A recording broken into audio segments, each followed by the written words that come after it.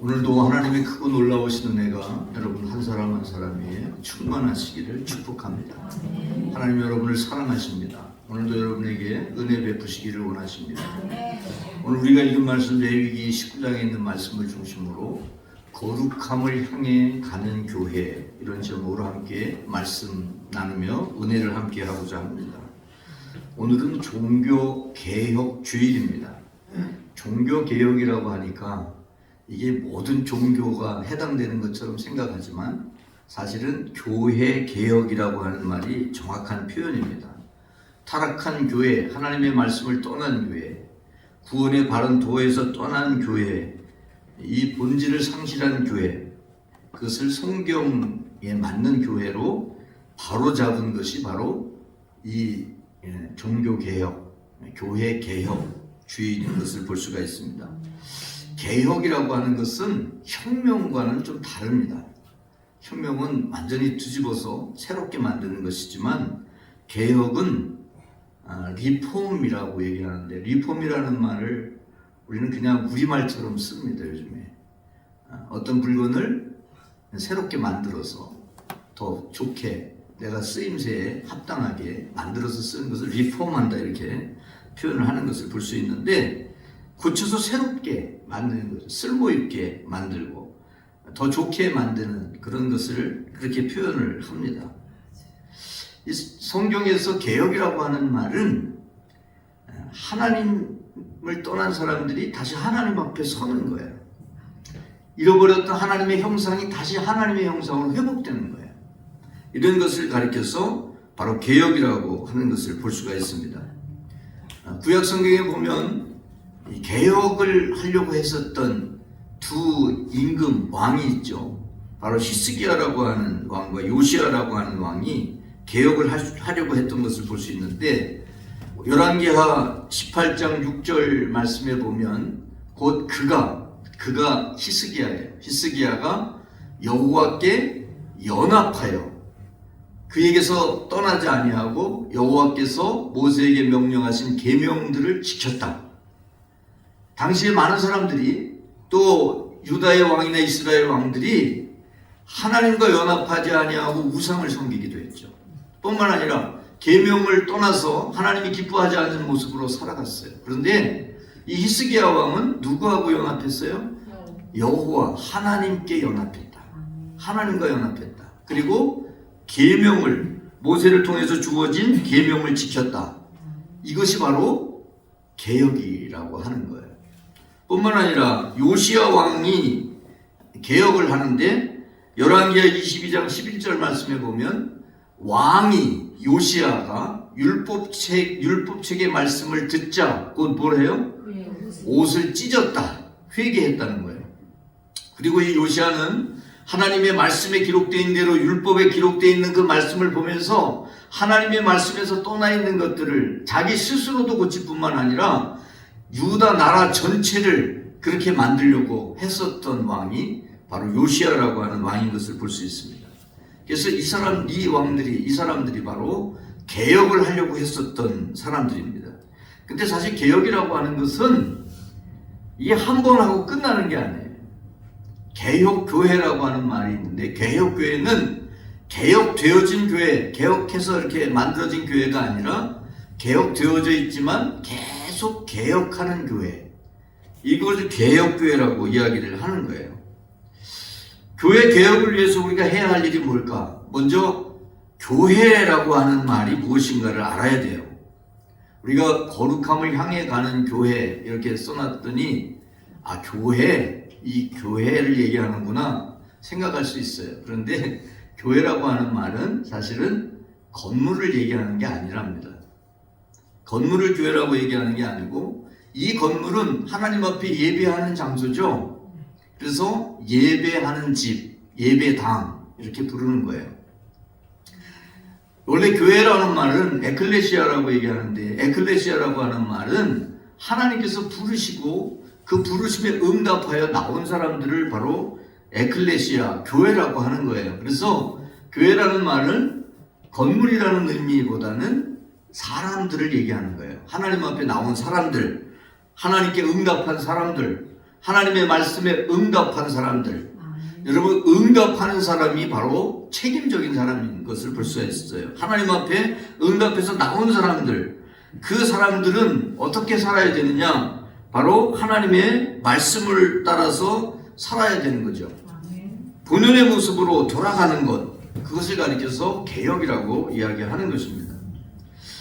본연의 모습이 뭐냐? 우리 본연의 모습이 뭐냐?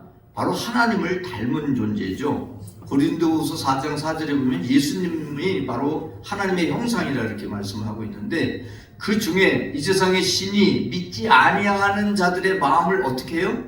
혼미하게 해요. 여러분, 우리가 믿음을 갖지 않고 하나님의 자녀가 되지 않으면 마음이 어떻게 돼요? 혼미해져요. 이게 무엇이 옳은지 그른지, 내가 이게 하는 일이 바른지 바르지 않은지 이것을 분별을 하지 못해요. 혼미해져요. 혼돈 속에 있어요. 그리스도의 복음의 영광의 광채가 비치지 못하게 함이니, 그래서 그 그리스도의 복음을 받아들이지 못하게 해요. 이 기독교 이렇게 얘기하는 것은 또 다른 종교들이 있기 때문에 기독교라고 이렇게 얘기를 하는 거죠. 사실 근데 하나님께 나아갈 수 있는 거는 예수 그리스도의 복음밖에 없고, 이걸 종교라고 하기가 어려운 거예요. 사실은 종교가 아니고 하나님께 나아가는 길인 것이죠. 구원의 길인 것이죠. 그리스도는 하나님의 형상이다. 그리스도가 하나님의 형상이다 이렇게 표현했어요. 근데 예수님이 어떻게 생겼어요? 성화 보면 예수님이 아주 인자하게 이렇게 그려져 있죠. 하나님의 형상이다 이렇게 표현을 하는데, 사실은 그것은 예수님의 진짜 모습이 아니에요. 그죠? 예수님이 진짜 모습 사진 찍어 놓은 게 아니잖아요. 예수님 보고 그린 초상화가 아니잖아요. 어떤 모델을 놓고 그린 거거든요. 진짜 예수님의 모습이 아니죠. 사실 우리는 진짜 예수님의 모습을 알 수가 없어요. 그때 당시에 뭐 초상화 그려놓은 것도 아니고 사진을 찍어 놓은 게 아니기 때문에 알 수가 없죠. 자, 여기 형상이라고 하는 게 도대체 뭘까? 오늘 우리가 거룩을 향해서 가야 되는데, 그러면 하나님의 형상이라는 게 뭘까? 이 형상이라는 말은 사실은 눈에 보이는 것을 얘기하는 것이죠. 눈에 보이는 게 형상이에요. 그렇다면 하나님의 형상이 무엇이냐 말이에요. 그런데 성경에 보면 바로 하나님은 본 사람이 없다고 얘기를 하고 있어요. 요한복음 1장 18절 말씀해 보니까 본래 하나님은 하나님을 본 사람이 없어요. 본 사람이 없는데 어떻게 하나님의 형상을 우리가 알 수 있어요? 그럼 어떻게 알아요? 못 봤는데. 이 하나님의 형상이라고 하는 거. 그리고 사람이 하나님의 형상을 닮았다고 하잖아요. 그죠? 하나님의 형상을 닮았는데 여러분 얼굴 보세요. 누가 하나님의 형상이야? 70억 명의 사람이 살면 70억 명의 사람이 다 다른 걸. 여기 나와 있는 사람이 20명도 안 되는데 얼굴이 다 다르잖아요. 비슷할 수는 있어요. 닮을 수는 있어요. 다 다르잖아. 어느 게 하나님의 형상이냔 말이에요. 그래서 우리는 그 보이는 형상을 닮아가는 것이 아니라, 물론 보인다면 그 모습을 보면서, 큰 바위 얼굴이라고 하는 그 이야기 아시잖아요. 그 바위를 보면서 계속 저 바위를 닮은 사람이 나타날 것이다. 그리고 바라보니까 그 사람이 바위를 닮았다는 거잖아요. 닮아간다는. 서로 바라보면 닮아갈 수 있어요. 근데 정말 그 하나님의 형상이라고 하는 게 뭐냐? 하나님의 형상은 바로 거룩함이라는 거예요. 오늘 2절 말씀 한번 볼까요? 너희는 거룩하라. 나 여호와 너희 하나님이 거룩합니다. 여러분, 우리가 닮아가야 되는 형상, 하나님의 형상은 하나님이 거룩하신 분이니까 거룩함이 그 형상에 나타나잖아요. 마찬가지로 우리는 거룩을 향해 가야 된다는 사실입니다. 거룩이라고 하는 말은 구별됨을 의미합니다. 구별된 삶을 산다는 게 뭘까? 구별된 삶, 어디에서 구별된다는 것일까? 로마서 6장 22절 말씀에 보면 어떻게 우리가 구별되고 구별됨이 무엇을 의미하는지, 어디에서 떠나야 되는지, 이것을 바로 말씀해 주고 있어요. 너희가 뭐로부터? 죄로부터 해방되고 하나님께 종이 되어, 하나님께 종이 되면 하나님을 따라가는 것. 종이라고 하는 것은 주인이 이야기하는 대로, 주님이 명령하는 대로 따르는 게 종이잖아요. 그죠? 여러분, 하나님의 종이 됐다는 것은 하나님의 말씀을 따라 살아가는 거예요. 그렇게 되면 어떻게 돼요? 거룩함에 이르는 열매를 맺었으니. 여러분, 하나님의 종이 돼서 하나님의 말씀을 따라가면 어떻게 된다고요? 거룩함에 이르는 열매를 맺게 된다. 이렇게 말씀하고 있어요. 그래서 그 마지막이 뭐예요? 영생에 이른다. 왜 영생에 이르냐? 영생은 하나님이 누리시는 거죠. 하나님은 영생하시는 분이잖아요. 근데 우리는 영생하죠? 이 세상에서 살아가면서 우리가 영생하죠? 아니에요. 우리는 이 땅에 살다가 그걸로 끝나게 되고 이 땅에 묻히게 돼요. 그죠? 우리의 몸은. 근데 우리의 영은 우리가 하나님의 종이 되고 거룩함에 이르는 열매를 맺으면 그 마지막이 뭐예요? 영생인 거예요. 하나님이 누리시는 영생을 우리도 누리게 된다. 이것을 바로 말씀하고 있는 것입니다. 그게 종이 돼야 됩니다. 누구의 종이 돼야 돼요? 하나님의 종이 돼야 돼요. 우리가 예전에는 무슨 종이 됐죠? 죄의 종이 됐었어요. 죄의 종. 그래서 구별된다는 것은 죄로부터 구별되는 거예요. 하나님이 기뻐하지 않은 모습으로부터 구별되는 거예요. 그래서 하나님이 기뻐하시는 모습으로 바로 하나님의 종이 되어 하나님의 말씀을 따라 살아가는 거죠. 그래서 말씀대로 사는 것이, 말씀을 따라 살아가는 것을 가리켜서 거룩하다고 얘기하는 거예요. 목소리가 이렇게 기도 많이 해서 뭐 컬컬해져가지고 신소리 내는 게 거룩한 게 아니고, 거룩하다 해서 하얀 옷 입고 그리고 딱 있으면 그게 거룩한 게 아니고, 바로 하나님의 말씀을 따라 살아가는 게 거룩한 거예요. 여러분, 하나님의 말씀을 따라 거룩한 삶을 살아가는 저와 여러분들이 되어야 할 줄로 믿습니다. 둘째, 함께 나누고자 하는 것은 그럼 하나님의 또 다른 형상이 뭐냐? 거룩함만 형상이냐? 또 다른 형상이 뭔가 있을 거 아니에요. 또 다른 형상은 바로 오늘 우리가 읽은 말씀 15절부터 18절에 두 가지 형상이 나오는데, 두 번째는 바로 공의가 하나님의 형상이라는 거예요. 공의라고 하는 말은 공명정대하게 의롭게 행하는 것을 가리켜서 공의라고 얘기를 합니다. 하나님이 공명정대하신 분이라는 사실입니다. 그래서 공의의 하나님이다 이렇게 표현을 합니다. 신명기 32장 4절을 한번 볼까요? 그는 뭐예요? 반석이시고 그가 하신 일이 완전하고 그의 모든 길이 정의롭다. 또 진실하고 거짓이 없으신 하나님이시니 그분은 어떤 분이세요? 공의로우시고 바르시도다. 공의의 하나님이다. 하나님이 바로 공의의 하나님이에요. 그래서 공의가 바로 하나님의 형상이라고 말하는 것입니다. 우리는 이 공의의 형상을 닮아서 공의로운 삶을 살아야 돼요. 하나님이 그것을 원하세요. 시편 106편 3절 말씀에 보면 정의를 지키는 자들과 항상 뭘 행하는 자가, 공의를 행하는 자가 뭐가 있어요? 복이 있어요.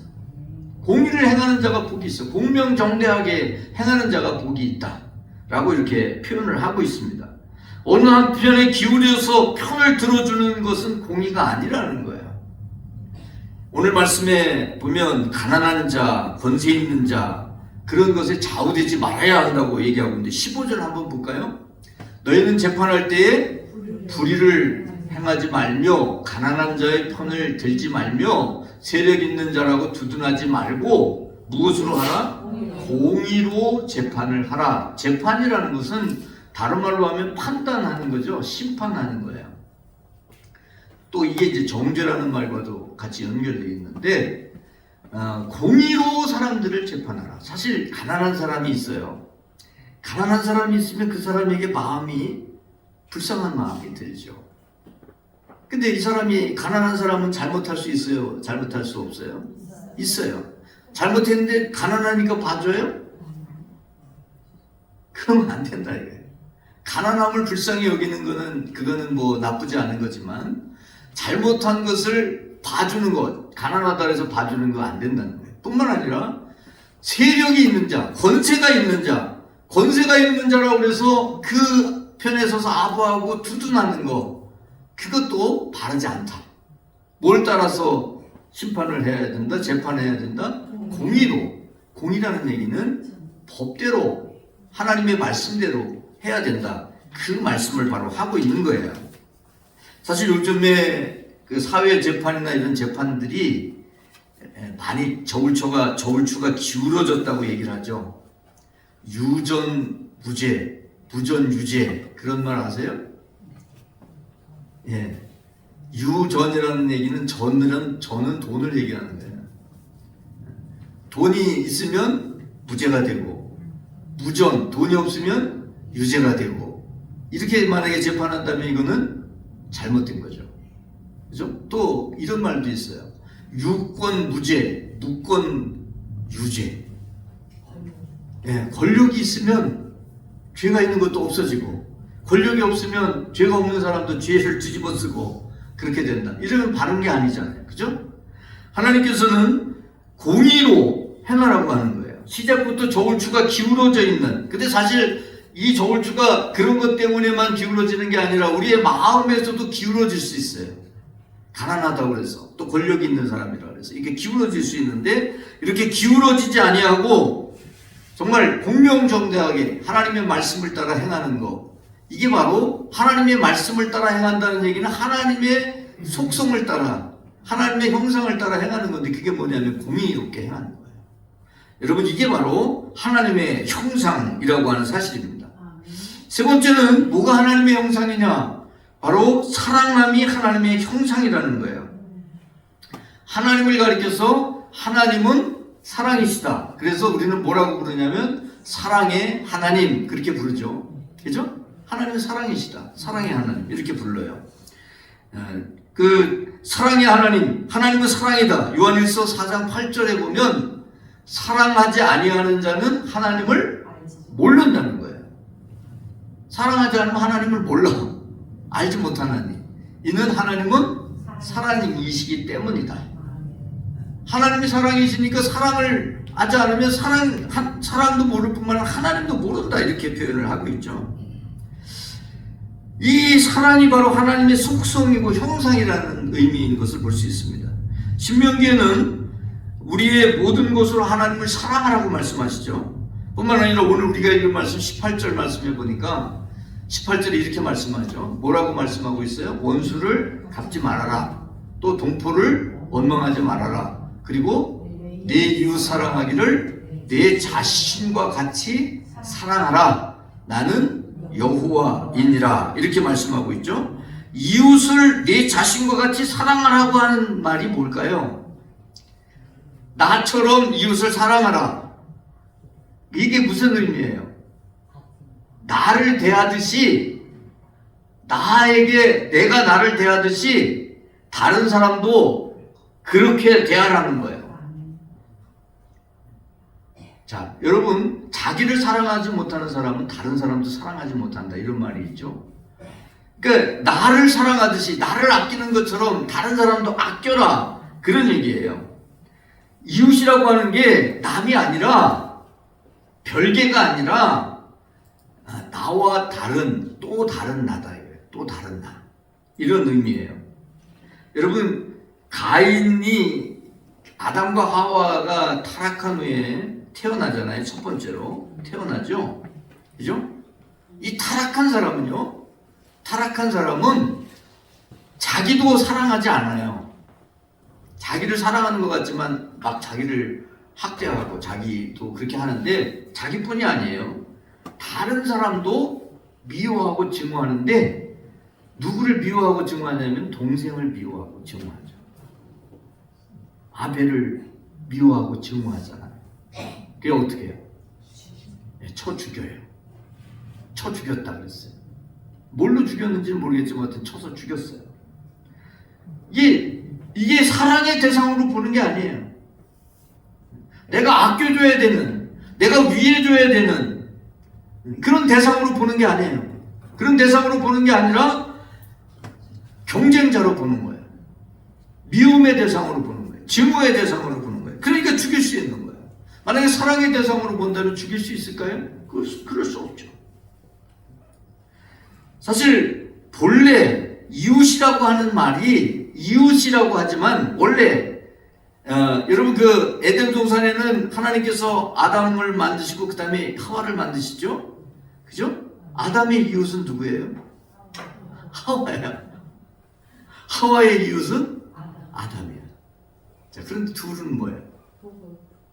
한 몸이야. 그죠? 원래 아담에게서 갈비뼈를 뽑아서 그래서 하와를 만들었으니까 한 몸이잖아. 그러니까 이웃이라고 하는 게 별개가 아니고 또 다른 나다. 이렇게 여러분 받아들이라는 거예요. 이게 너 자신과 같이 사랑하라는 의미예요. 창세기 2장 23절을 한번 볼까요? 이게 이제 하나님께서 이제 아담에게 하와를 만들어서 여자를 만들어서 이제 가져왔어요. 그러니까 아담이 이제 얘기하는 거예요. 뭐라고 얘기합니까? 이는 내 뼈 중에 뼈요, 살 중에 살이다. 이렇게 얘기를 합니다. 뼈 중에 뼈다. 뼈 중에 뼈고 살 중에 살이다. 이게 뭐예요? 뼈 중에 뼈가 뭐예요? 읽었는데도 몰라? 갈비뼈. 갈비뼈를 보고 갈비뼈다. 뼈 중에 뼈가 가장 소중한 뼈라는 거예요. 뼈 중에 뼈. 살 중에 살은요? 똑같아. 가장 소중한 살이라는 거야. 여러분 그렇게 생각하죠? 여러분의 남편을 그렇게 생각하죠? 여러분의 아내를 그렇게 생각하죠? 뭐 이렇게 시원찮지 대답이? 이 말이에요. 이게.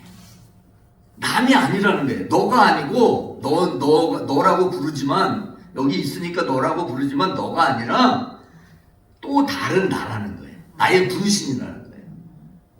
그러니까 나의 분신이니까 나니까 나를 아끼고 사랑하듯이 어떻게 해야 돼? 사랑해야 돼. 하나님 왜 사람을 사랑하실까요? 하나님을 닮은 분신으로 만드신 거야. 하나님을 닮았잖아요. 하나님의 자녀로 만드신 거예요. 그러니까 사랑하는 거잖아요. 이게 하나님의 형상이에요. 하나님의 형상이라는 게 바로 그런 거예요. 마치 자기를 아끼고 사랑하는 것처럼 그렇게 사랑하는 거예요. 근데 사실 사람들의 사랑이라고 하는 거는 그렇지가 않잖아요. 그죠? 사랑을 여러 가지로 나눠서 얘기를 하는데 사실 사랑은 처음에는 하나였죠. 하나님이 사람을 사랑하고 사람이 하나님을 사랑하는 사랑이 처음이었죠. 근데 타락하다 보니까 이 나눠진 거예요. 뭐 육적인 사랑, 뭐 정신적인 사랑, 무슨 사랑 이렇게 나눠진 거예요. 그래서 헬라어에도 보면 사랑을 나누는 여러 가지 단어들이 있어요. 이 사람의 그 사랑 원래는 하나거든요. 원래 하나님께로부터 온 사랑은 하나이기 때문에. 근데 이게 나눠진 거예요. 그래서 뭐 사랑은 움직이는 거야. 뭐 사랑은 뭐야? 뭐 이러면서 얘기를 하잖아요. 여러분은 사랑이라고 하는 게 하나님이 사랑이시기 때문에 사랑이 하나님의 형상이고 우리가 닮아가야 되는 것이 하나님의 사랑이라는 것이죠. 그래서 내 이웃을 내 자신과 같이 사랑하라 이렇게 말씀하고 있는 거예요. 이게 바로 우리가 닮아가야 되는 하나님의 모습인 것을 볼 수 있습니다. 현대교회 문제 중에 하나가 뭐냐 하면 바로 거룩함의 상실입니다. 거룩함을 잃어버린 거예요. 믿는 사람을 성도라고 얘기하는데 성도라고 하는 말은 거룩한 사람이라는 뜻이에요. 이 거룩한 사람이라고 불리는데도 불구하고 거룩함을 상실하다 보니까 하나님이 기뻐하지 않는 삶을 사는 거예요. 이 거룩함을 회복할 때 공의와 사랑의 삶을 살게 된다는 사실입니다. 말틴 루터가 이루려고 했던 개혁은 새로운 교회를 세우는 게 아닙니다. 지금 교회들이 너무나 많죠. 종류가 너무나 많아요. 기독교 이렇게 얘기하면 크게 세 가지로 나눕니다. 로마 교회, 로마 캐토릭, 동방 정교회, 그 다음에 이제 개신교회, 마틴 루터 이후에 생긴 교회들을 개신교회라고 얘기를 합니다. 그리고 또 개신교회는 또 얼마나 많아. 우리는 감리교회인데 뭐 장로교회, 무슨 성결교회, 뭐 하나님의 성회, 한 얼마나 많은지 몰라요. 또 장로교회는 또 왜 이렇게 많아? 한국의 장로교회 수가 한 200가지가 넘어요. 종파가. 그럼 그게 다 다른 교회냐? 아니에요. 교회는 하나밖에 없어요, 사실. 근데 그걸 가지고 또 그냥 서로 싸우고 난리들을 치고 그럽니다. 왜 그럴까요? 하나님의 형상을 잃어버렸기 때문에 그래요. 성령이 한 분이시죠. 하나님도 한 분이시고 성령도 한 분이고 구원도 하나고 믿음도 하나잖아요. 천국도 하나잖아요. 여기 천국 다르고 장로교 천국 다르고 다 달라요. 아니잖아요. 우리가 하나님의 거룩함을 잃어버리고 하나님의 공의와 사랑을 잃어버리기 때문에 이런 모습들이 바로 생기는 거예요. 마틴 루터는 본래 하나님의 모습, 본래 교회의 모습으로 돌아가자고 외친 거예요. 그래서 성경 말씀으로 돌아가고 하나님의 은혜로 돌아가고 믿음으로 돌아가야 된다고 외친 거죠. 그러기 위해서 우리는 하나님의 거룩함을 본받아서 거룩함을 회복해야 돼요. 레위기 11장 45절 말씀해 보니까 나는 너희 하나님이 되려고 너희를 애굽 땅에서 인도하여 낸 여호와라. 내가 거룩하니 너희도 거룩하라. 거룩의 길이 어디에 있을까요? 하나님의 말씀 속에 있어요. 하나님의 말씀을 묵상하고 그 말씀 가운데 행할 때 우리는 하나님을 닮아가는 거룩함에 이르게 된다는 사실을 여러분 기억하시고 내가 먼저 하나님 앞에 서서 거룩함을 회복하는 그런 삶을 살아야 될 줄로 믿습니다. 기도하겠습니다. 거룩하신 아버지 하나님, 하나님의 크고 놀라우신 은혜와 사랑을 감사합니다. 교회 개혁주의를 맞이하여 우리가 어떻게 고쳐져야 되는지, 어떻게 하나님이 원하시는 모습으로 변화되어야 되는지 함께 말씀 속에 은혜 나누게 하심을 감사합니다. 거룩함이라고 하는 하나님의 형상을 닮아가게 하여 주옵소서. 우리도 거룩해져 가게 하여 주옵소서. 공의의 하나님의 형상을 닮아가게 하여 주시옵소서. 그래서 하나님의 말씀을 따라 공명정대한 삶을 살게 하여 주옵소서. 또한 사랑의 하나님의 속성을 따라 하나님의 형상을 닮아가게 하여 주옵소서. 정말 하나님이 우리를 사랑하신 것처럼 하나밖에 없는 존재를 사랑하시듯이 우리를 사랑하신 것처럼 우리도 하나님을 사랑할 뿐만 아니라 우리와 함께하는 형제, 자매들, 이웃을 정말 사랑하며 살아가는 저희들이 되게 하여 주시옵소서. 우리 자신을 사랑하는 것처럼 사랑하며 사는 저희들 그런 결단하는 이 시간이 되게 하여 주옵소서. 우리에게 은혜 베푸시고 우리에게 함께해 주시고 우리와 연합하여 거룩하고 신비한 연합을 이루기 원하시는 우리 구주 예수 그리스도의 이름으로 기도 올립니다. 아멘.